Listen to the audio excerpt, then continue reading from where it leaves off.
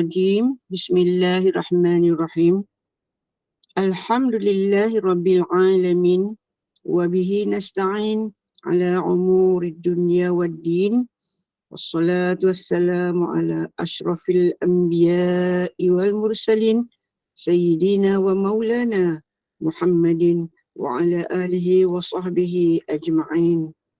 Rabbi shrah li sadri wa yassir li amri wa hlul 'uqdatam min lisani yafqahu qawli.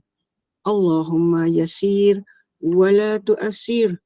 Rabbi tamim bil khair birahmatika ya arhamar rahimin. Assalamualaikum warahmatullahi wabarakatuh.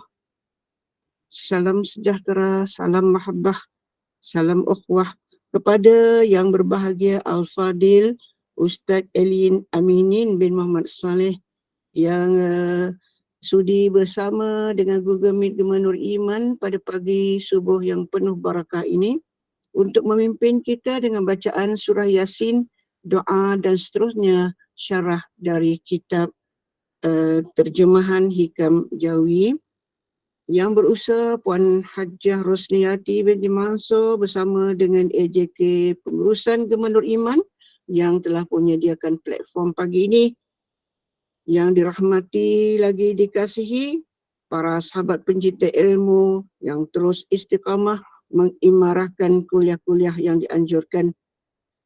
Mudah-mudahan Allah berikan kita kebaikan di sebalik kekurangan, berikan kekuatan di sebalik kelemahan, dan Allah limpahkan rahmat, keampunan dan kekuatan ilmu, iman sepanjang usia kita.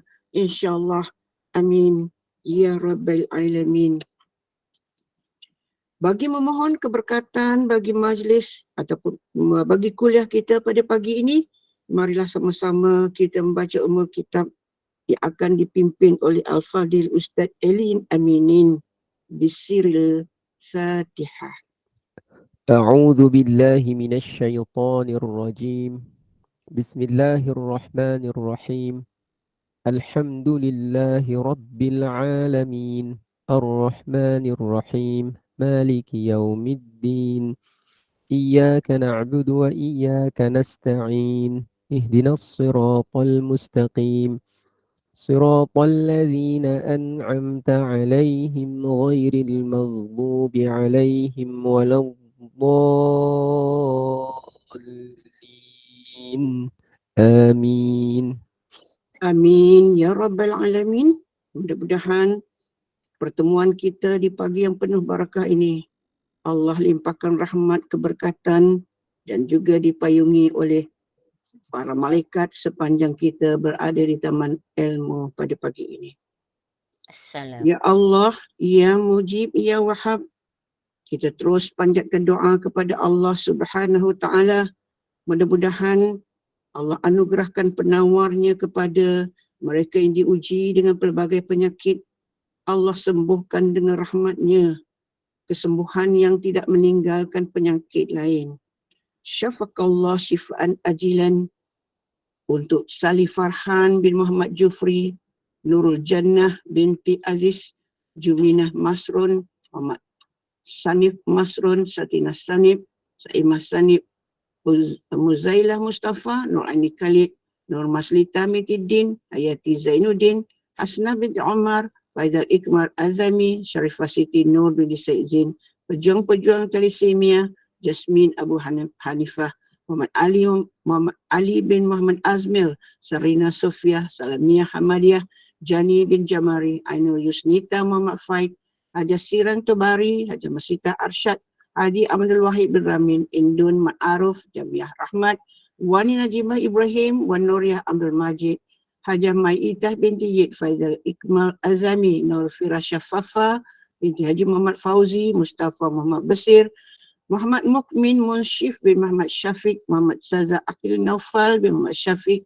Nurul Riyah Zainal Abidin, Fatimah Ahmad, Nuran Abdullah, Muhammad Al-Syafi'i bin Muhammad Azan, Hasanuddin bin Bakar, Sahabuddin bin Muhammad Nur, Zaid bin Ahmad, Daduri bin Tumin, Halimah binti Datuk Kudus, Faizul Anwar bin Hamdan, Luqman Al-Muqarin bin Syarul Nizam, Zara Safia binti Zahiruddin, Siti Nazira binti Abdul Aziz, Farida binti Yahya, Muhammad Kautsar bin Imran Hazimin, Muhammad Nufal bin Mustafa Kamal, Nur Helmi bin Alias, Nur Izzuan bin Radwan, Ilin Nuar Sumaya binti Ilin Aminin, Ashifa Medina Muhammad Farid, Muhammad Hakim bin Hairul Nizam, Siti Asas Saad, Nur Narhana Muhammad Said, Muhammad Amil Dayan bin Amirul Khairi, Nur Anis Hayati Muhammad Din, Yaakob bin Saleh, Marisa Mardiah binti Luqman Hakim dan seluruh nama 193 nama yang mohon kepada pihak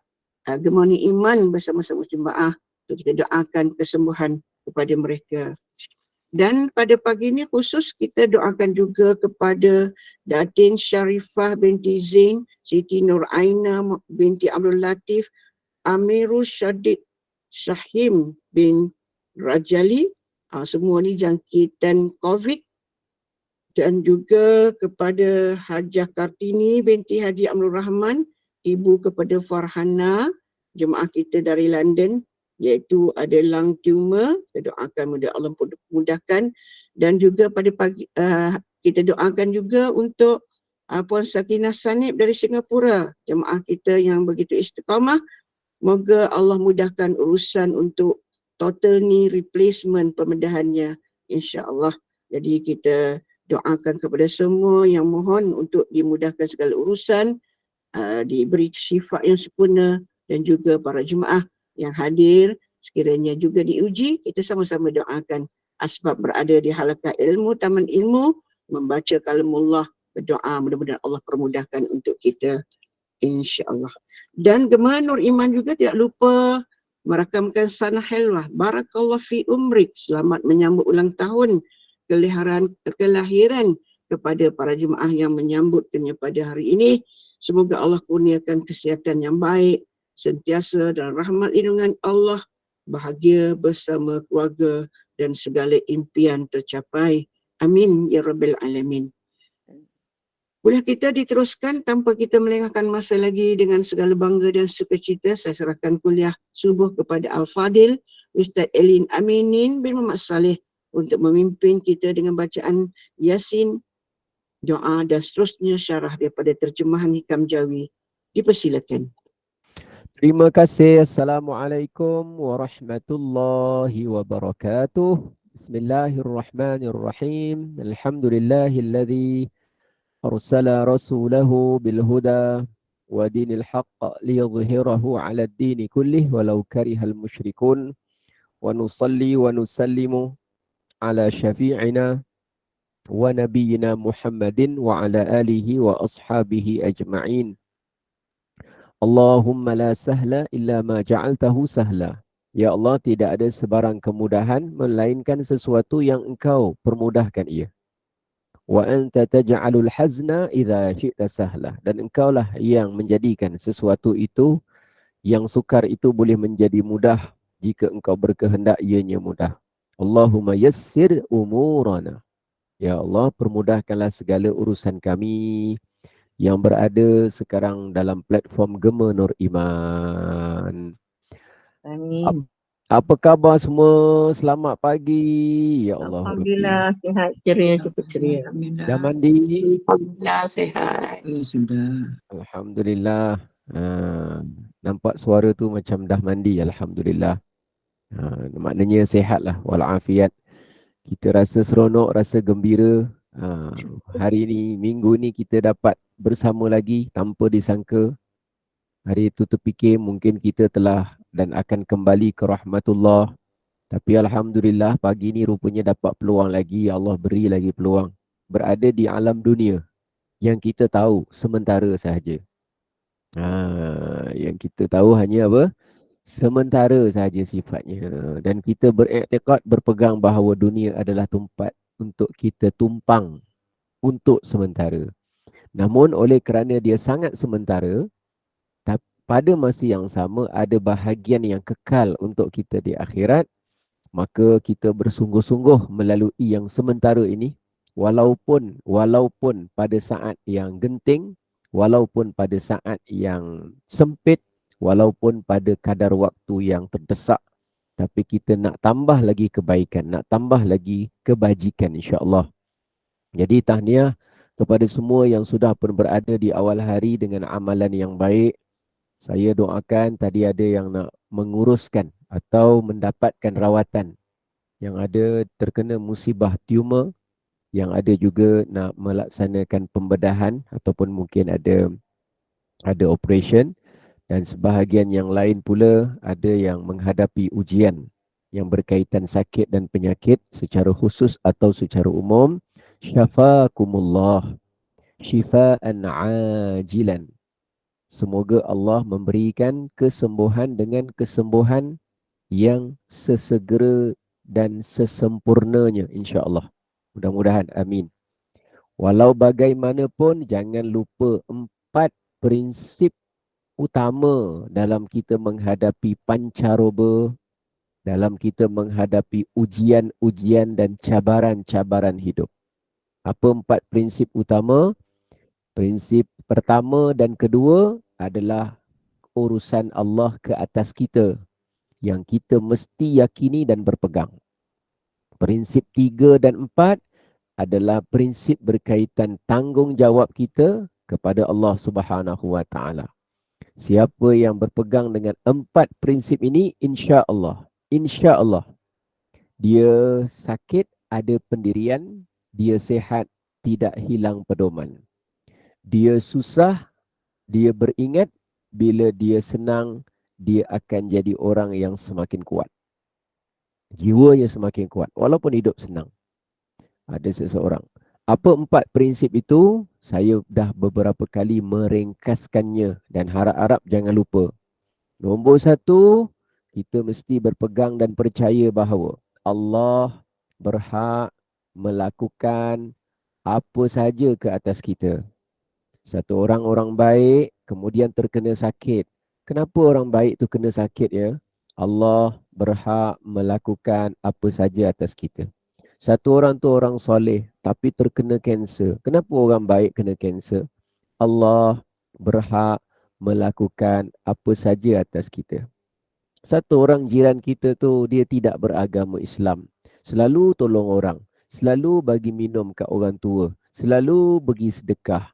Tapi dia tak masuk Islam. Matinya dalam kafir. Kenapa ada orang yang suka derma tapi mati dalam kekufuran? Allah berhak melakukan apa saja ke atas kita. Ada orang tu dia kata, saya tak pernah kacau orang. Saya tak pernah ganggu orang. Saya tak pernah nyusahkan orang. Tapi kenapa berat sekali ujian yang terkena kepada saya? Prinsipnya mudah. Allah berhak melakukan apa saja atas kita. Kenapa satu orang tu dia bawa kereta dengan penuh mengikuti undang-undang jalan raya, tiba-tiba dia yang dilanggar lori sehingga mati dalam keadaan yang menyayat hati. Padahal ada lesen, padahal dia itu mematuhi aturan jalan raya, padahal dia bawa secara berdisiplin dan berhemah. Jawapan paling cepat sekali, Allah berhak melakukan apa saja ke atas makhluk-makhluknya. Jadi kita macam tu juga. Kita sakit ke, kita sehat ke, cakap dengan diri kita, wahai diri, engkau kena berpegang Allah berhak melakukan apa saja ke atas kita. Prinsip nombor 2. Sebelum kita baca Yasin ni, ingat 4 prinsip ni. Prinsip nombor 2 apa? Prinsip nombor 2 ialah semua perkara, semua hal, semua perkara yang terjadi di alam ini, semuanya sudah ada dalam takdir Allah. Semuanya sudah ada dalam takdir Allah. Berapa banyak daun yang gugur pagi ini, berapa banyak kerengga yang lahir pagi ini, berapa banyak ikan yang melompat dari permukaan air pada pagi ini, berapa banyak yang akan masuk dalam perut kita pagi ini, berapa banyak yang akan keluar dari perut kita pada pagi ini, semuanya sudah ada dalam takdir Allah. Jangan terlalu risau. Kita ni mati esok atau lebih sihat atau lebih sakit, sudah ada dalam takdir Allah. Tenang-tenang saja. Jadi minta dengan Allah. Berurusan sungguh-sungguh dengan Allah. Kerana memang takdir semua ketentuan Allah. Tidak ada sesiapa yang boleh menentukan ketentuan apapun untuk kita. Tak ada. Melainkan hanya Allah. Kita boleh dapatkan rawatan atau tidak dapatkan rawatan. Tetapi urusan akan datang tentang sehat, sakit, hidup dan mati sepenuhnya sudah ada dalam takdir Allah dan ia sampai masanya ia akan kena pada kita. Tenang-tenang. Tenang-tenang saja. Jangan risau. Kalau kata kita ditakdirkan mati esok, jawapan dia pasti mati. Jangan bimbang. Memang mati punya. Saya kalau ditakdirkan mati pada hari esok, maka saya matilah. Saya matilah. Kita nak elak mati. Kita bukan elak mati. Kita bukan elak mati dan kita tak dapat lari. Ainama takunu yudrikumul mautu walau kuntum fi burujim musyayyadah. Dalam Quran Allah Ta'ala berfirman, Ainama takunu, di mana sahaja kamu lari, pergi dan meletakkan diri, yudrikumul maut. Pasti mati akan mendatangi kamu. Walau kuntum fi burujim musyayyadah, walaupun kamu bersembunyi menyorokkan diri di dalam satu benteng yang kukuh dan keras, kukuh dan utuh. Jawapan dia memang sampai masa. Allah nak ceritakan bahawa kalau Allah sudah tentukan sesuatu. Jadi prinsip nombor 2 akan menjadikan kita tenang. InsyaAllah. Kita sihat atau sakit memang jangan bimbang. Cuma kita tak tahu apa saja takdirnya. Tapi sudah ada. Jangan bimbang. Don't worry. Baik. Walaupun jangan bimbang, adakah kita tak buat apa-apa?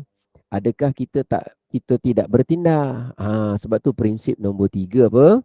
Apabila datang perintah Allah, datang larangan Allah, kerja kita adalah jalankan ketaatan kepada Allah. Jadi kenapa kita pergi merawat? Allah perintah kita merawat. Kenapa kita pergi bekerja? Allah perintahkan kita bekerja. Allah larang kita malas-malas. Kenapa kita menjalinkan silaturahim? Kan kalau memang adik kita, abang kita tu dah baik dengan kita atau dia tak baik dengan kita, semua kan sudah ada dalam takdir Allah. Memang sudah ada dalam takdir Allah, tapi kerja kamu ialah jalinkan silaturahim, jalankan perintah. Tentang akhirnya dia jadi ke tak jadi ke, itu urusan Allah. Jadi, apa tanggungjawab kita? Kita jalan je lah. Teruskan usaha. Siapa yang nak dapatkan rawatan pagi ni, yang ada urusan hospital ada, insyaAllah, jalankan tanggungjawab kita. Tapi saya beritahu, pergi hospital bukan jaminan sehat. Faham? Makan obat bukan jaminan hidup umur panjang. Faham? Sebab nombor 1, nombor 2, Allah dah buktikan ada orang yang makan obat meninggal esok. Ada orang yang langsung tak makan obat. Tiba-tiba penyakitnya hilang, 2 tahun dia boleh hidup. Maknanya apa? Maknanya kita jalankan saja usaha, tanggungjawab, ikhtiar kita. Tapi ketentuannya sepenuhnya adalah milik Allah Subhanahu Wa Taala. Prinsip nombor 2. Sudah ada dalam takdir Allah.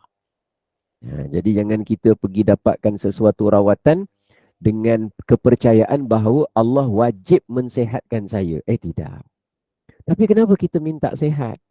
Kerana tanggungjawab hamba itu berdoa, bergantung harap kepada Allah. Tu nombor 3 tadi tu. Siapa perintahkan kita berdoa? Allah. Siapa perintah kita bertawakal? Allah. Siapa perintahkan kita supaya bergantung harap kepada Allah? Allah. Siapa perintahkan kita untuk dapatkan rawatan? Allah. Siapa perintahkan kita menjaga amanah nyawa dan kesihatan? Allah. Tapi ada tak orang yang berdoa, menjaga amanah, ambil rawatan, orang yang jaga diri dengan baik, tapi akhirnya meninggal? Jawapan dia semua orang meninggal. Jadi tentang meninggal tak disalahkan. Itu memang sampai masa kehendak Allah. Allah berkehendak dia mati-mati. Kita buat nombor 3. Yang keempat, sebelum kita membacakan surah Yasin, biar kita baca nanti dengan penuh semangat, insyaAllah. Bukan baca ngantuk-ngantuk, bukan baca malas-malas, bukan baca yang main-main. Tapi baca dengan berkobar-kobar. Baca dengan penuh penghayatan dan juga keinsafan dan tawaduk, insyaAllah. Yang keempat ialah bila sampai saja kepada kita apa-apa saja ketentuan Allah, maka kita, tanggungjawab kita adalah redha dengan setiap apa yang Allah tentukan untuk kita. Redha dengan keadaan hidup kita. Saya nak kalau boleh gema Nur Iman ni semuanya hatinya redha dengan Allah. Kalau tidak, macam mana kita nak meninggal dunia? Redha dengan Allah. Allah dah bagi kita kesihatan sampai ke sini, sampai ke tahap ini, saat ini, redha. Ya memang ada peratnya, memang ada peritnya, bukan mudah, tapi redha dulu. Redha dulu, redha dulu. Memang kita ada masalah keluarga masing-masing yang mana dalam kemelut, dalam sesuatu yang kadang-kadang kita pun pening nak selesaikan. Jawapan dia ialah kita faham. Nombor 3, kita nak buat macam-macam inisiatif. Tapi jangan sampai hilang redha kita kepada Allah Subhanahu wa ta'ala. Jadi kepada tuan-tuan dan puan-puan yang sudah pun berada dalam platform Gema Nur Iman, marilah sama-sama kita membacakan Yasin. Dan kita doa mudah-mudahan bibarakati surah Yasin, dengan berkah surah Yasin, kita memohon, narju minallah, kita mohon kepada Allah an yashfiyana wa yashfiya mardana, agar Allah menyembuhkan kita dan menyembuhkan orang-orang yang sakit di kalangan kita, minal muslimina wal muslimat, dari kalangan muslimin dan muslimat. Asallahu an yu'afiyana wa yu'afiyahum. Mudah-mudahan Allah memberikan keafiatan kepada kita dan juga keafiatan kepada mereka. Liqauli Rasulullah sallallahu alaihi wasallam, ini bersesuaian dengan hadis Nabi sallallahu alaihi wasallam, man da'a li akhihi bi dhahril ghaib, siapa yang mendoakan bagi saudaranya dalam keadaan berjauhan tanpa diketahui oleh saudaranya, yaqulul malakul muwakkal, maka nanti akan ada malaikat yang yang diutuskan untuk mengaminkan doa itu. Maka yaqulul malak, maka malaikat itu akan berkata, amin, ya Allah perkenankan doa orang ini, walaka bimithlin, dan untuk engkau juga adalah kebaikan seperti mana yang engkau doakan orang itu. Jadi kita doakanlah. Saya pun ada beberapa kenalan. Puan Salwani, ada kenalan Encik Taufik yang beberapa kali pun mesej saya, mohon doakan. Saya pun doakan untuk anak saya. Semoga anak saya semakin sihat dan baik dan boleh bertumbuh membesar seperti mana kanak-kanak yang lain. Dan saya doakan semua yang menjalani proses rawatan pada hari ini juga dengan berkah surah Yasin. Semoga mereka semua dapat melalui ujian ini sebagai hamba Allah. Kalau kita sakit, kita sebagai hamba Allah. Kalau kita sihat, kita juga sebagai hamba Allah. Dan kalau kita mati, meninggal dunia dengan sakit ini, kita awal-awal kita dah redha dan kita nak melepasi tempoh hidup ini sebagai hamba Allah. Jadi jangan terlalu takut dengan mati, sederhana saja. Jangan terlalu berani sangat dengan kematian, nanti jadi kita sombong, sederhana saja. Tapi kita mohon supaya Allah kekalkan kita atas jalan hamba kepada Allah. Marilah sama-sama kita membacakan surah Yasin. Astaghfirullahalazim alladzi la ilaha illa huwal hayyul qayyum wa atubu ilaih. أستغفر الله العظيم الذي لا إله إلا هو الحي القيوم وأتوب إليه.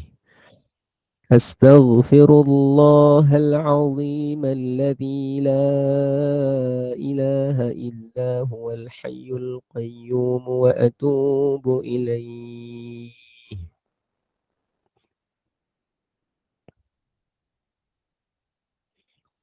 أعوذ بالله من الشيطان الرجيم. بسم الله الرحمن الرحيم.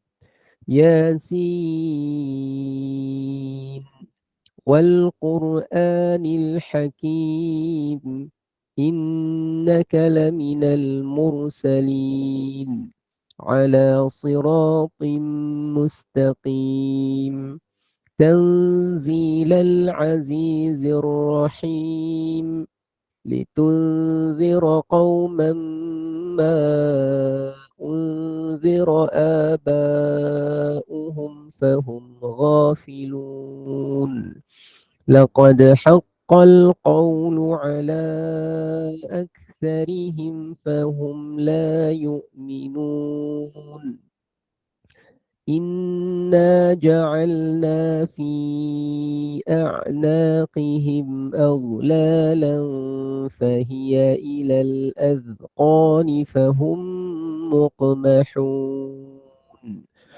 وجعلنا من بين أيديهم سدا ومن خلفهم سدا فأغشيناهم فهم لا يبصرون وسواء عليهم أأنذرتهم أم لم تنذرهم لا يؤمنون إنما تنذر من اتبع الذكر وخشي الرحمن بالغيب فبشره بمغفرة وأجر كريم إنا نحن نحيي الموتى ونكتب ما قدموا وآثارهم وكل شيء أحصيناه في إمام مبين واضرب لهم مثلا أصحاب القرية إذ جاءها المرسلون إذ أرسلنا إليهم اثنين فكذبوهما فعززنا بثالث فقالوا إنا إليكم مرسلون قالوا ما أنتم إلا بشر مثلنا وما أنزل الرحمن من شيء إن أنتم إلا تكذبون قالوا ربنا يعلم إنا إليكم لمرسلون وما علينا إلا البلاغ المبين قالوا إنا تطيرنا بكم لئن لم تنتهوا لنرجمنكم وليمسنكم منا عذاب أليم قالوا طائركم معكم أئن ذكرتم بل أنتم قوم مسرفون وجاء من أقصى المدينة رجل يسعى قال يا قوم اتبعوا المرسلين اتبعوا من لا يسألكم أجرا وهم مهتدون وما لي لا أعبد الذي فطرني وإليه ترجعون أأتخذ من دونه آلهة إن يردني الرحمن بضر لا تغن عني شفاعتهم شيئا ولا ينقذون إني إذا لفي ضلال مبين إني آمنت بربكم فاسمعون قيل ادخل الجنة قال يا ليت قومي يعلمون بما غفر لي ربي وجعلني من المكرمين وما أنزلنا على قومه من بعده من جند من السماء وما كنا منزلين إن كانت إلا صيحة واحدة فإذا هم خامدون يا حسرة على العباد ما يأتيهم من رسول إلا كانوا به يستهزئون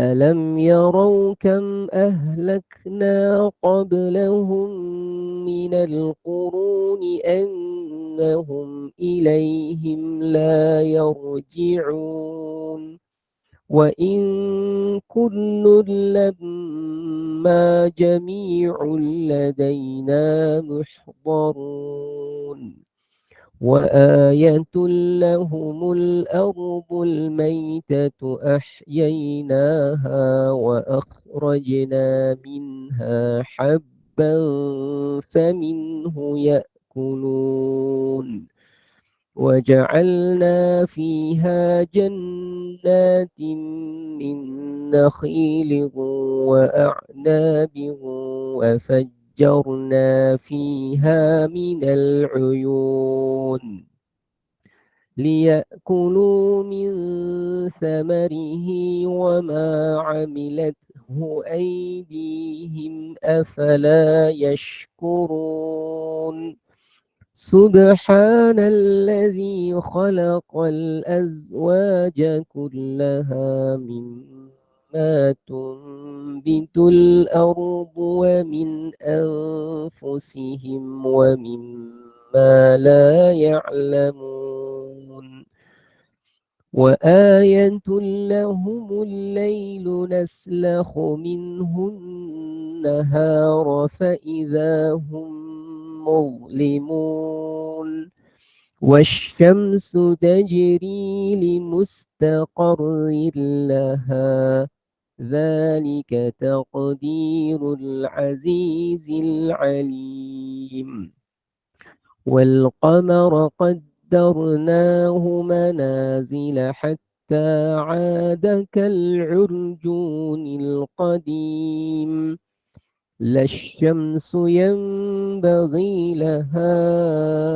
أن تدرك القمر ولا الليل سابق النهار وكل في فلك يسبحون وآية لهم أنا حملنا ذريتهم في الفلك المشحون وخلقنا لهم من مثله ما يركبون وإن نشأ نغرقهم فلا صريخ لهم ولا هم ينقذون إلا رحمة منا ومتاعا إلى حين وإذا قيل لهم اتقوا ما بين أيديكم وما خلفكم لعلكم ترحمون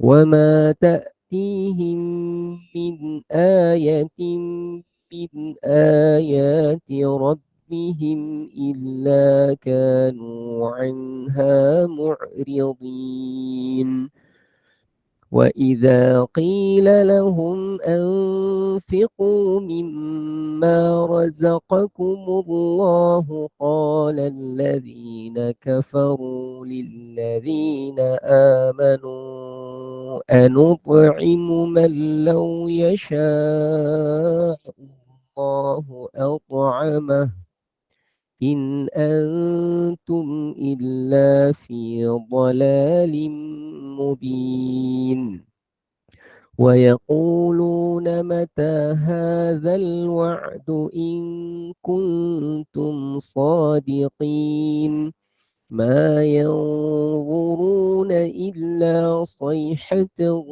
واحدة تأخذهم وهم يخصمون فلا يستطيعون توصية ولا إلى أهلهم يرجعون ونفخ في الصور فإذا هم من الأجداث إلى ربهم ينسلون قالوا يا ويلنا من بعثنا من مرقدنا هذا ما وعد الرحمن وصدق المرسلون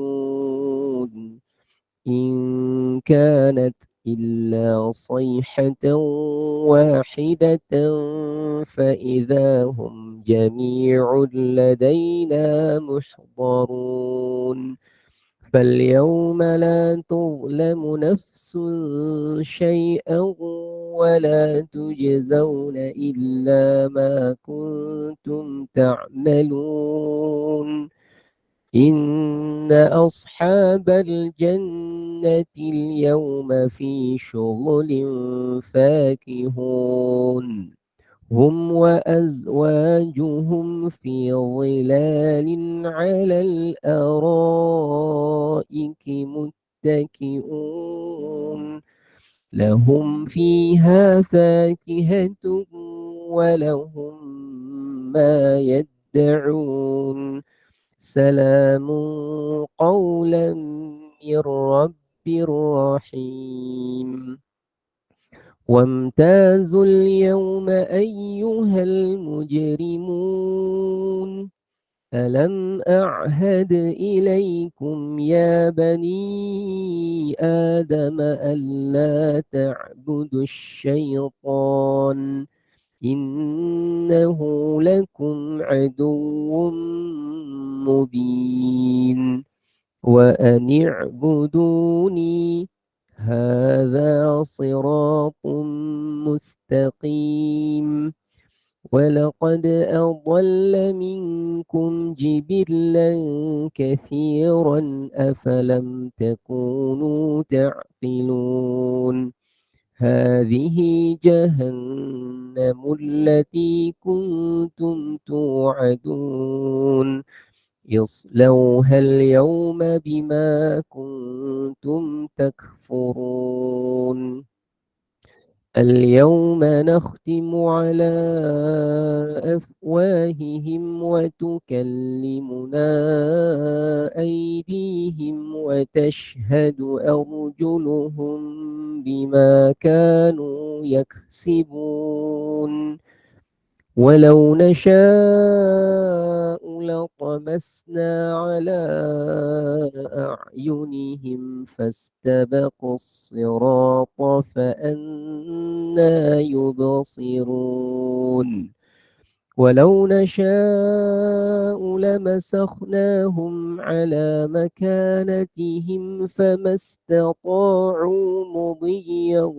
ولا يرجعون ومن نعمره ننكسه في الخلق أفلا يعقلون وما علمناه الشعر وما ينبغي له إن هو إلا ذكر وقرآن مبين لينذر من كان حيا ويحق القول على الكافرين أولم يروا أنا خلقنا لهم مما عملت أيدينا أولم يروا أنا خلقنا لهم مما عملت أيدينا أنعاما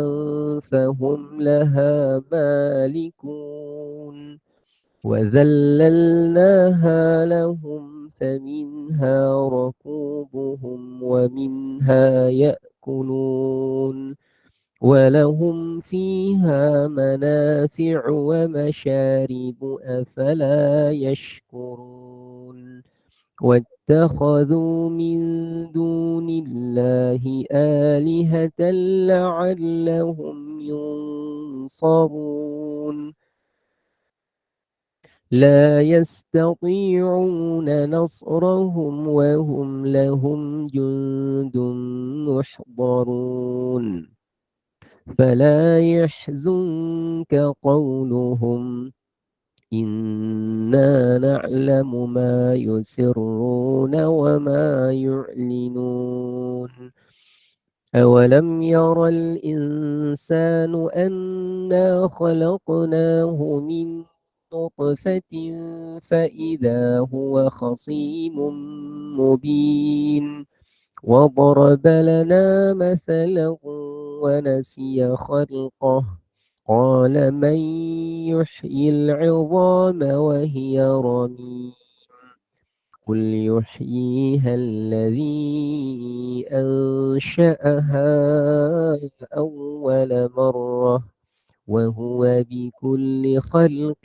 عليم الذي جعل لكم من الشجر الأخضر نارا فإذا أنتم منه توقدون أوليس الذي خلق السماوات والأرض بقادر على أن يخلق مثلهم بلى وهو الخلاق العليم إنما أمره إذا أراد شيئا أن يقول له كن فيكون فسبحان الذي بيده ملكوت كل شيء وإليه ترجعون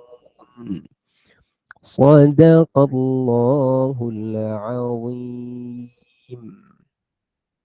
أستغفر الله أستغفر الله أستغفر الله أستغفر الله أستغفر الله أستغفر الله أستغفر الله أستغفر الله بسم الله الرحمن الرحيم الحمد لله رب العالمين حمدا يوافي نعمه ويكافئ مزيده يا ربنا لك الحمد كما ينبغي لجلال وجهك الكريم وعظيم سلطانك اللهم صل على سيدنا محمد في الأولين وصل وسلم على سيدنا محمد في الآخرين وصل وسلم على سيدنا محمد في كل وقت وحين وصل وسلم على سيدنا محمد حتى ترث الأرض ومن عليها وأنت خير الوارثين اللهم تقبل منا دعاءنا اللهم تقبل منا حاجاتنا إنك أنت السميع العليم اللهم بلغ مقاصدنا اللهم بلغ مقاصدنا اللهم بلغ مقاصدنا اللهم يا الله بسم الله الشافي بسم الله الكافي بسم الله المعافي بسم الله الذي لا يضر مع اسمه شيء في الأرض ولا في السماء وهو السميع العليم نعوذ بكلمات الله التامات من شر ما خلق اللهم اشف مرضانا ومرضى المسلمين اللهم اشف مرضانا ومرضى المسلمين اللهم اشف مرضانا ومرضى المسلمين اللهم عافنا وعافهم من كل بلاء الدنيا وعذاب الآخرة اللهم عافنا وعافهم اللهم عافنا وعافهم اللهم يا حي يا قيوم برحمتك نستغيث برحمتك نستغيث برحمتك نستغيث ربنا ظلمنا أنفسنا وإن لم تغفر لنا وترحمنا لنكونن من الخاسرين ربنا آتنا في الدنيا حسنة وفي الآخرة حسنة وقنا عذاب النار وصلى الله على سيدنا محمد وعلى آله وصحبه وبارك وسلم والحمد لله رب العالمين تقبل الله منكم آمين يا رب العالمين الحمد لله syukur Pada Amin. Allah, terima kasih kepada semua yang berada, yang baru masuk dan sebagainya. Terima kasih kerana banyak sokong Gubernur Iman. Terima kasih kerana pagi ni ada yang berinfak. Terima kasih banyak. Semoga Allah berikan gantian yang lebih baik. Allah berikan kemurahan rezeki. Allah gantikan lagi dengan kesihatan tubuh badan. Mudah-mudahan setiap infak yang diinfakkan akan dijalankan dengan amanah, penuh tanggungjawab dan menjalankan kewajipan. Tidak ada sebarang pecah amanah, tidak ada sebarang pengkhianatan, tidak ada sebarang kebocoran, tidak ada sebarang ketirisan, tidak ada sebarang penipuan, tidak ada sebarang pengkhianatan, tidak ada sebarang kerosakan. Mudah-mudahan setiap perkara menjadi manfaat dunia dan kebaikan, juga manfaat akhirat insya-Allah. Dan mudah-mudahan Allah jaga setiap hati manusia yang terlibat dalam urusan ini. Dijaga kejujurannya, dijaga keikhlasannya, dijaga kesungguhannya, dijaga komitmennya. Dan mudah-mudahan sebagaimana kita bertungkus lumus, berusaha supaya dihidupkan sunai hati kita melalui majlis ilmu, mudah-mudahan Allah hidupkan kita dengan kehidupan yang berkekalan di tempat yang mulia di dalam syurga nanti insya-Allah. Mudah-mudahan kita nak hati kita hidup, kita nak hati kita lapang, kita nak hati kita terang, kita nak hati kita tenang, kita ingin hati kita tenteram, hati kita damai, hati kita dalam keadaan yang penuh kelazatan dalam menghambakan diri kepada Allah Subhanahu wa taala. Maka hari ini kita sambung pada muka surat 20. Muka suratnya berapa? 20. Apa tajuknya? Ahwal. Ahwal. Seseorang itu penentu kepada amal dia. Ahwal ni kita nak maksudkan apa? Senang nak terjemah. Ahwal ni dia plural daripada perkataan hal. Hal tu maknanya keadaan hati seseorang seperti mana yang Allah anugerahkan kepada dia. Maknanya ada orang yang memang ahwal dia, ahwal hati dia, Allah bagi dia untuk dipermudahkan urusan itu. Maka untuk dia beramal jadi mudah. Allah, ada orang yang Allah berikan ahwal diri dia, ahwal hati dia, cabaran. Cabaran. Jadi dia ni memang kena bertarung, berlawan hawa nafsu, dia kena lah tarung dengan perasaan dia sendiri sampailah akhirnya dia dapat beramal soleh. Ada orang bahagian ahwal dia macam tu Allah bagi. Tapi ada orang yang Allah bagi dia ahwal dia, dia ni memang diberikan ahwal diri dia tu kalau beribadah, bukan maknanya dia senang, tapi dia tu diberikan ahwal suka pada ibadah. Diberikan ahwal senang beribadah. Diberikan ahwal seronok sangat beramal. Diberi ahwal mampu ribu-ribu beramal. Memang hakikatnya Allah beri dia gitu. Maka orang yang seperti itu kita sebut orang yang Allah berikan dia satu kedudukan, satu makam yang dipermudahkanlah. Kan malaikat kan beramal kan? Malaikat ada yang bertasbih, malaikat ada yang bersujud, malaikat ada. Tapi ahwal untuk malaikat Allah berikan begitu kan? Ada tak malaikat dia kena bertarung dengan hawa nafsu, dia kena mujahadah, dia kena. Untuk malaikat ahwal dia Allah bagi macam tu. Kerana memang keadaan dia seperti itu. Ahwal dia begitu Allah beri kepada mereka. Jadi amalan dia tu sesuai seperti mana ahwal yang Allah beri kepada dia lah. Ini yang kita nak faham sekarang ni, keadaan yang Allah beri kepada kita ni, supaya kan saya dah sebut awal-awal dulu, kitab hikam ni sesuai kepada orang-orang yang sudah beramal soleh, sesuai kepada orang yang banyak amal soleh, sesuai kepada orang yang cinta amal soleh, sesuai kepada orang yang berlomba-lomba amal soleh, sesuai untuk orang yang bersungguh-sungguh buat amal soleh, supaya dia tahu bahawa kalau dia dapat beramal soleh dengan banyak, dapat sedekah dengan banyak, dapat solat dengan banyak, dapat zikir dengan banyak, dapat baca Quran dengan banyak, dapat menolong orang dengan banyak. Kalau dia dapat begitu, dia kena tahu bahawa itu hakikatnya adalah ahwal diri dia yang dia perolehi kurniaan dari Allah. Tapi kalau dia ni jenis beramal juga, banyak. Tapi dia nak dapat beramal banyak tu, ya Allah, dia punya cabaran dia. Orang lain nak sedekah 1,000, keluar duit transfer 1,000 senang. Dia nak sedekah 1,000, terpaksa berjimat, kena bersabar, kena kerja keras, kena overtime. Tapi dia nak matlamat yang sama juga. Dia nak sedekah macam orang lain, 1,000 juga. Tapi untuk dia dalam bab sedekah 1,000 saja, dalam bab lain jangan cerita dulu.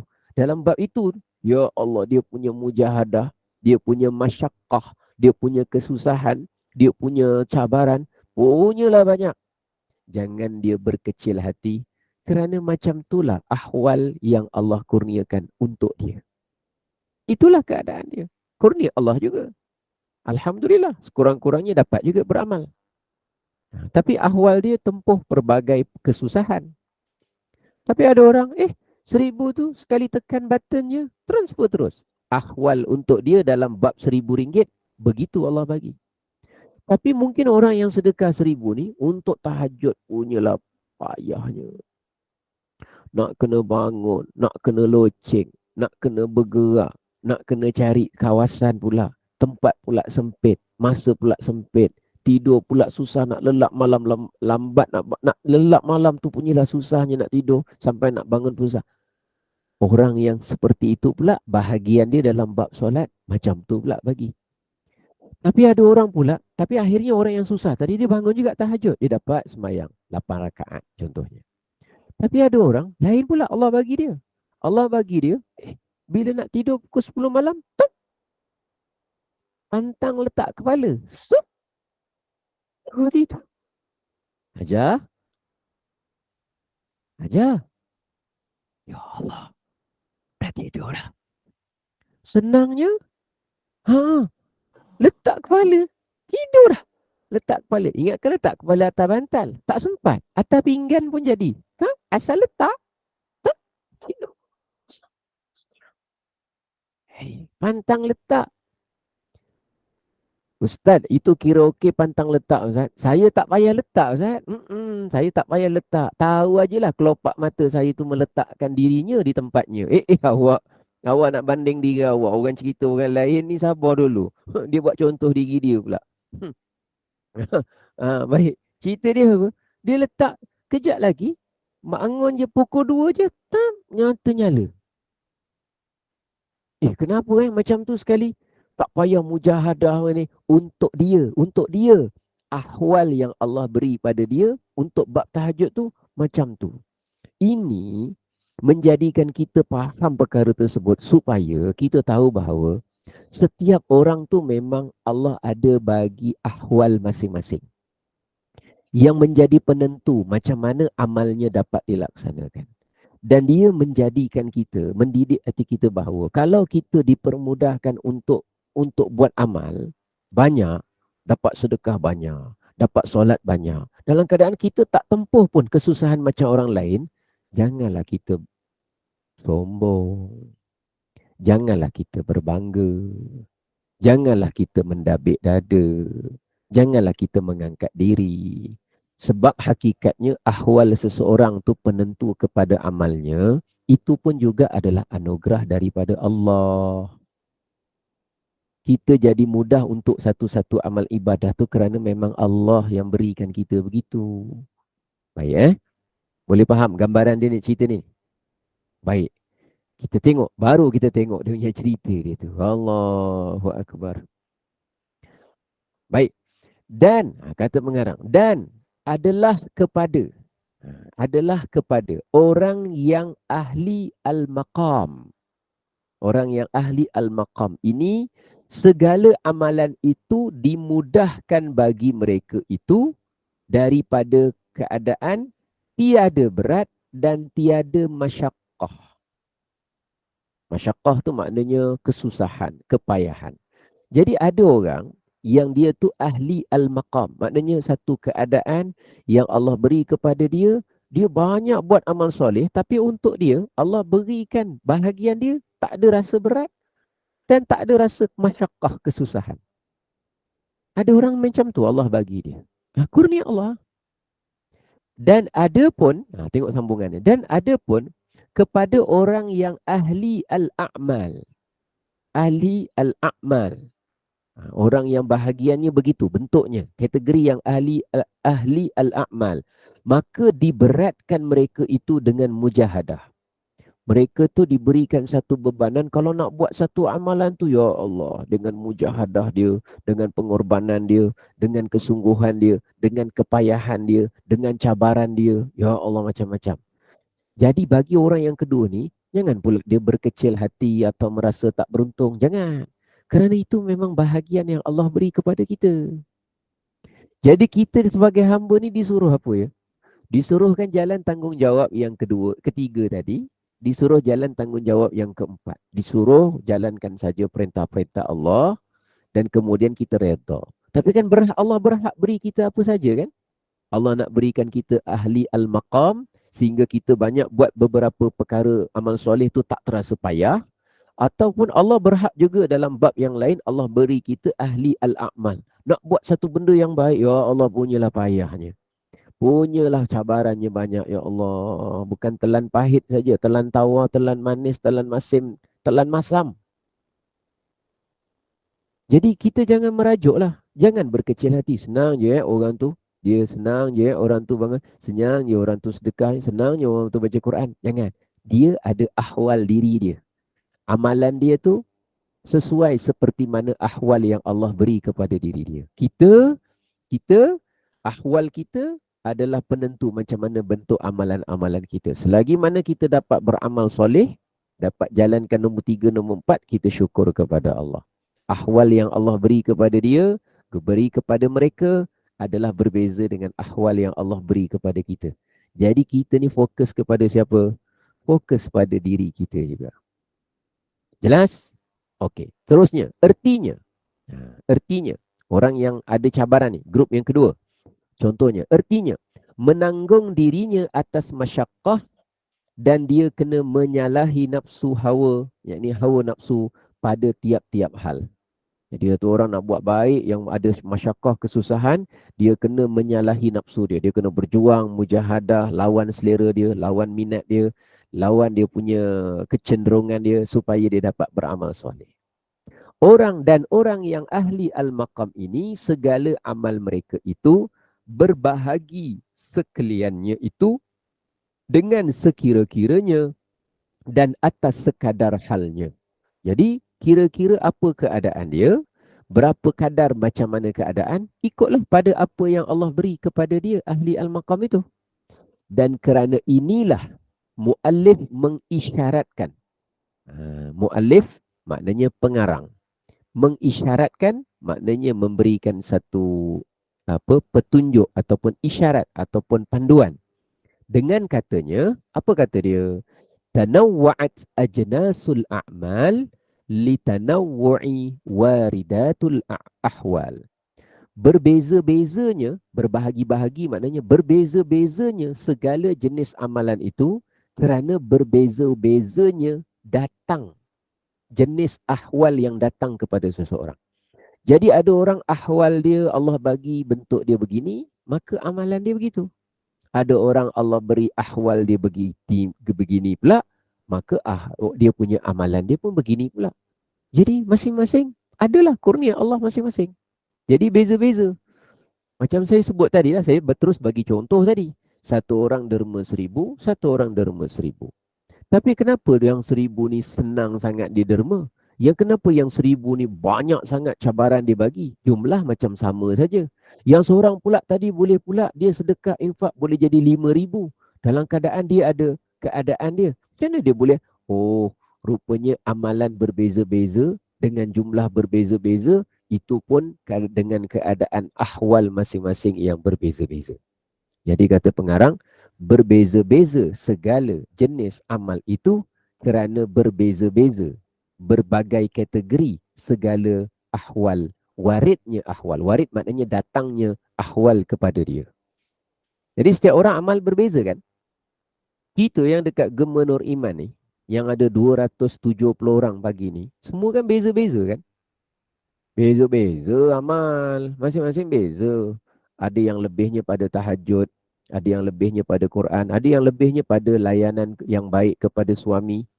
Jadi ada orang tak masuk syurga dengan sebab layanan taat pada suami? Ada. Ada tak orang yang masuk syurga dengan sebab potong pokok, cantas pokok kerana pokok tu menyakiti orang? Ada. Rasulullah sebut. Ada tak orang yang masuk syurga dengan sebab kuat dia ialah dia tu bagi minum kepada anjing? Ada tak? Itu hadis sahih tu. Kan ada cerita kan? Wanita tu dia bagi minum kepada anjing kan? Ada. Ada tak orang tu dia mungkin susah dalam bab sembahyang, tapi dia mudah dalam bab simpati kepada binatang? Kenapa amal beza-beza? Kerana memang ahwal seseorang tu beza-beza. Ada tak pula orang yang mungkin dia masuk syurga dengan sebab dia tu ikhlas? Dia sedekah tak banyak tapi ikhlas rupanya. Ada. Ada tak juga, banyak kan hadis Nabi ada cerita orang masuk syurga dengan sebab ni. Yang ada satu orang Rasulullah kata dengan sahabat, nanti datang kepada kamu ni, akan ada datang nanti sekejap lagi orang tu ahli syurga. Sahabat tunggu. Sekali sahabat tunggu orangnya siapa, orang tu datang. Lepas dah ringkas cerita, dah berbual-bual apa semua, orang tu pun beransur pergi. Lalu sahabat Nabi ada seorang kejar orang tu. Kejar orang tu dengan tujuan nak ikut, nak tengok sebenarnya apa amalan dia. Sebab Nabi kata dia ni memang ahli syurga. Sekali dia cakap dengan orang tu, dia nak tumpang rumah dia, nak bertamu selama 3 hari lebih kurang. Lalu selama dia dekat rumah tu, dia perhatikan apa amalan orang ni yang kira special betul lah. Dia tunggu. Tengok sama je, tak ada lebih, tak ada apa, macam dia lebih kurang je.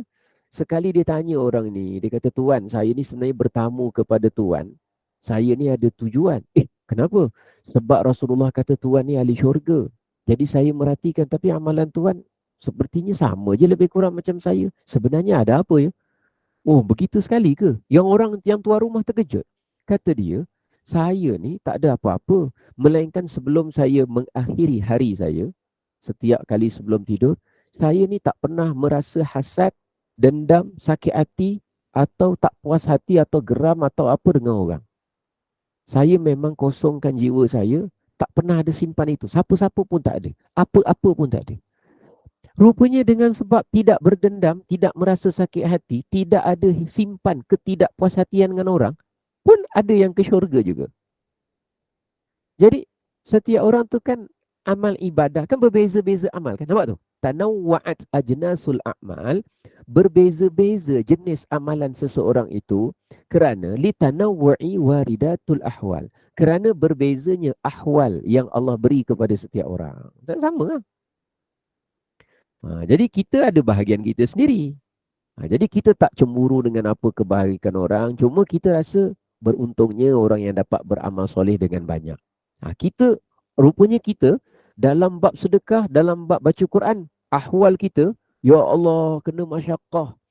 Banyak nak kena belajar. Ni mat apa ni ya Allah, dah 3 tahun belajar mat. Ni mat asli rasanya. Bukan. Habis mat apa ni? Mat rempit. Astaghfirullahalazim. Ada pula mat rempit kat sini. Habis dah tak ingat sangat apa benda. Tak ingat. Maknanya ada orang macam tu. Ada orang. Saya dah tahu dah. Ini mat wajib muttasil. Ini mat tamkin. Ini mat farak. Ini mat iwad. Untuk dia ahwal dalam bab memahami Quran. Allah bagi dia mudah. Baca banyak, baca faham, baca. Allah bagi pada dia dalam urusan tu, biarlah. Kita fokus pada, kita pula kena mujahadah. Okey saja. Tengok Maka murad daripada warid itu, murad maknanya hasrat, harapan kita, keinginan kita.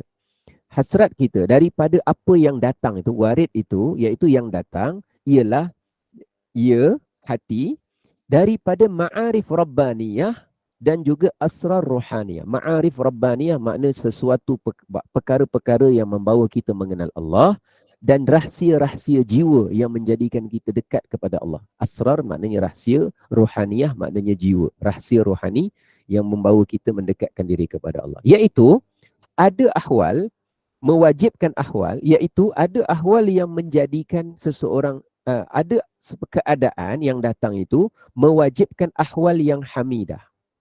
Ada keadaan menjadikan kita ahwal yang terpuji. Hamidah maknanya terpuji. Maka setengah daripada warid mewajibkan haibah. Ada setengah pula yang datang ahwal itu mewajibkan, maknanya menjadikan seseorang itu haibah. Haibah maknanya dalam keadaan yang bagus, yang baik.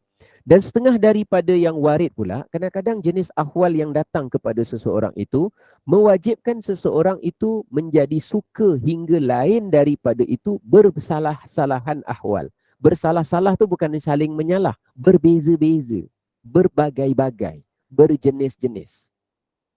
Jadi setiap orang tak sama. Dan tatkala ada segala warid, dan ketika mana ada segala warid, benda yang datang, ahwal yang datang itu berbahagi-bahagi. Berbahagi-bahagi maknanya dah dibeza-bezakan, diberikan dalam bentuk yang pelbagai berbeza, maka adalah jenis amal pun nanti berbahagi-bahagi. Nanti jenis amal yang dapat dibuat juga adalah berbeza-beza. Berbahagi-bahagi itu berbagai-bagai, berjenis-jenis. Tanawa'at tu maknanya berbeza-beza. Berbeza macam saya sebut tadi lah. Saya dah bagi contoh tu gambaran dulu. Ada orang lebihnya dekat sini, ada orang lebihnya pada macam Uwais Al-Qarani. Saya pernah cerita kan, Uwais Al-Qarani. Dia sampai tak datang jumpa Rasulullah sampai ke Nabi menghembuskan nafas baginda yang terakhir. Tapi dia punya ahwal dia, dia punya jenis amal dia yang dia dapat buat, lebih dia pada urusan apa? Lebih dia lah maknanya, pada urusan apa? Ibu dia. Ibu dia. Lebih dia dekat situ. Tapi lebihnya Sayyidina Anas bin Malik, lebih Anas bin Malik pula, sahabat Nabi di zaman Nabi juga, pada memberi khidmat kepada Nabi. Angkat selipar Nabi, alaskan tikar untuk Nabi, sediakan untuk Nabi, nak bergerak. Lebihnya dia tu, amal dia lebih, Allah bagi ahwal dia, supaya dia dapat amal lebih kepada yang namanya menyantuni Nabi. Bagus tak? Sangat bagus lah. Tapi Nabi puji juga orang yang dalam hidup dia, sampai tak mampu nak datang jumpa Nabi. Namanya Uwais Al-Qarani.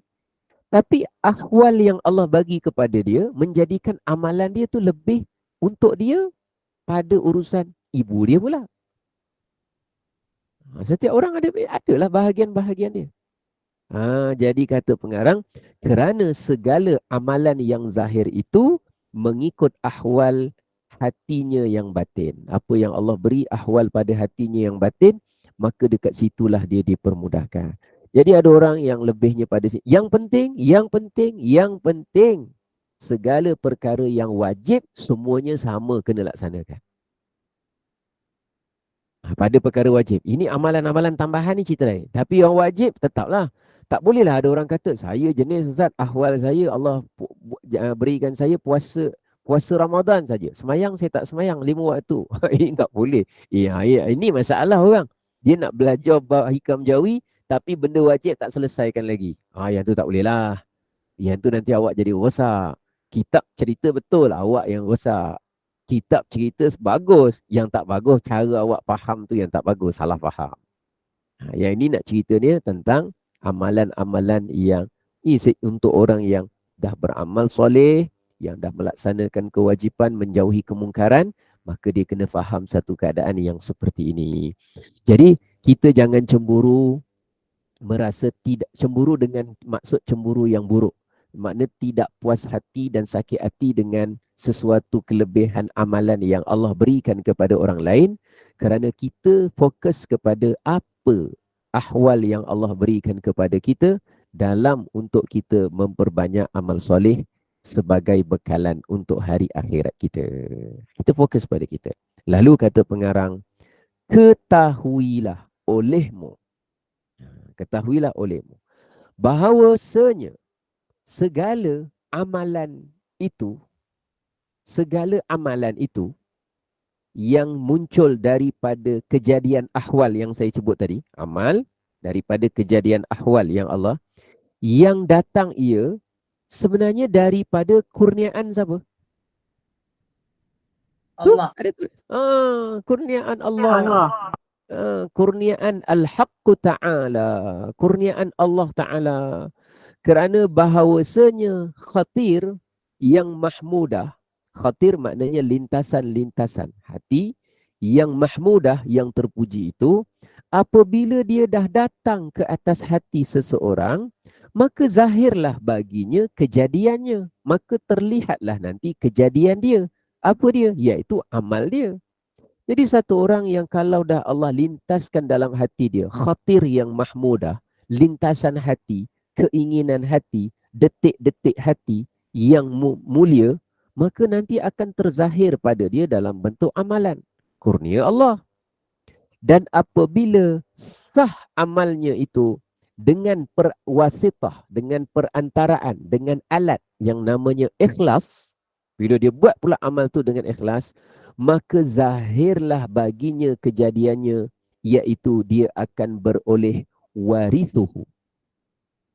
Bila ikhlas, maka dia akan beroleh warithuhu. Warithuhu yang dimaksudkan ialah sebagaimana yang di dalam hadis, iaitu Nabi SAW bersabda, sesiapa yang mengamalkan pada apa yang telah dia ketahui, dia pelajari, dia fahami, maka nanti Allah akan mewariskan kepada dia ilmu yang tidak dia ketahui. Dalam bahasa yang lebih mudah, siapa yang beramal soleh sesuai sebagaimana apa yang dia belajar dan dia fahami dan dia ketahui, maka nanti Allah akan anugerahkan, wariskan, berikan kepada dia banyak lagi ilmu yang dia belum lagi ketahui. Maknanya kalau orang tu dia buat amal, dia tahu ahwal diri dia macam tu, dan dia terus beramal soleh, kemudian dia mohon lagi kepada Allah, lepas tu dia tambah lagi amal soleh, nanti Allah akan berikan, wariskan, anugerahkan kepada dia banyak lagi ilmu yang tidak dia ketahui. Kalau kita perhatikan betul-betul, alhamdulillah, sebahagian besar daripada ilmu yang sekarang kita perolehi itu didorong oleh perkara-perkara yang telah kita buat pada sebelumnya. Percaya atau tidak? Sebelumnya. Sebelumnya. Bila satu orang tu terus beramal soleh, terus buat, terus konsisten buat, kemudian Allah berikan dia jodoh majlis ilmu lagi, dan dia akan tambah. Dan dia tak perasan yang sekarang ni Allah berikan lagi dia kefahaman dan ilmu. Sesuatu yang 10 tahun lepas dia tak tahu. 5 tahun lepas dia tak faham. 20 tahun lepas dia tak pernah dengar. Tapi dengan sebab amal soleh dia terus buat, konsisten, dia datang majlis ilmu, dia buat tindakan yang betul, dia buat keputusan yang tepat, Allah bagi lagi begitu. Banyak. Sebenarnya cuma orang kena tempuh saja, yakin dengan janji Allah, yakin dengan janji Rasulullah. Dan nanti kita akan perhatikan hari ini punya cerita, betul lah. Saya tak tahu orang lain, tapi kalau orang dah lalui sedikit benda yang saya cerita ni, contoh mudah ni, betul lah, saya setuju. Benda ni dulu saya tak pernah fikir, tapi rupanya ulama' dah cerita beratus tahun dulu dah. Mereka dah cerita sebelum saya kenal lagi benda ini. Nanti kita akan lalui yang muka surat depan lagi. Betul lah tu. InsyaAllah. Jangan lupa, kita akan ada sambungan pada hari Rabu nanti. Ruh amal adalah ikhlas. Sekian dahulu. Terima kasih banyak atas komitmen. Terima kasih yang banyak infak pada pagi ini. Semoga harta kita dimakmurkan oleh Allah, gema nur iman terus bergema dengan kebaikan, dan mudah-mudahan besar manfaat di dunia dan akhirat. Saya kembalikan semula kepada pengacara majlis, silakan. Alhamdulillah, selesai kuliah subuh kita pada pagi ini. Amin, Allahumma amin. Jazakallah khairan kasiran kepada yang berbahagia Al-Fadil Ustaz Elin Aminin Muhammad Saleh, dan mudah-mudahan kepada yang diuji dengan pelbagai penyakit, Allah mudahkan segalanya dan diberi syifa yang sempurna. Jadi terima kasih juga atas ilmu hari ini, iaitu terjemahan daripada kitab Hikam Jawi, di mana syarah berkaitan dengan ahwal seseorang penentu amalnya. Jadi segala perkara yang wajib, seperti Ustaz kata tadi, kita selesaikan dengan sempurna dulu, kemudian lakukan amalan soleh, lakukan dengan istiqamah, fokus kepada diri sendiri dan teruskan kita beramal untuk bekalan untuk kita di hari akhirat nanti. Jadi teruskan bersama dengan kuliah Ustaz Elin Aminin, iaitu setiap hari Isnin, Rabu, iaitu kuliah subuh untuk kita sambungan berkaitan dengan syarah terjemahan hikam Jawi ini. Terima kasih kepada tim Menur Iman, terima kasih kepada para jemaah yang telah sudi istiqamah mengimarahkan kuliah-kuliah yang kita anjurkan. Moga kita reda apa yang telah ditetapkan oleh Allah Subhanahu Wa Taala kepada kita, dan ketetapan Allah Subhanahu Wa Taala adalah lebih baik dari ketetapan manusia itu sendiri. Moga kita sentiasa dalam lindungan dan redha Allah Subhanahu Wa Taala. Untuk makluman para jemaah yang dikasihi sekalian, kuliah kita sebentar lagi bersama dengan Al-Fadil Ustaz Rushdi bin Ramli Al-Jauhari, penulis buku biografi agung Rasulullah Sallallahu Alaihi Wasallam, akan bersama kita di kuliah Duha 8.15. Daripada para jemaah yang ada masa terluang, boleh terus bersama di kuliah Duha sebentar lagi, dan mana yang ada urusan pada hari ini, moga Allah berikan kemudahan, berikan mudahkanlah segala urusan di mana pun kita berada di bumi Allah pada ketika ini. Sebagai penutup tirai, sekali lagi dipersilakan Al-Fadil Ustaz Elin Aminin untuk menutup kuliah dengan tasbih kafarah dan surah Al-As. Saya sudahi dengan wabillahi taufiq. Wassalamualaikum warahmatullahi wabarakatuh. السلام ورحمة الله وبركاته. سبحانك اللهم وبحمدك أشهد أن لا إله إلا أنت أستغفرك وأتوب إليك. بسم الله الرحمن الرحيم. العصر إن الإنسان لفي خسر إلا الذين آمنوا وعملوا الصالحات وتواصوا بالحق وتواصوا بالصبر. Terima kasih. Sama-sama.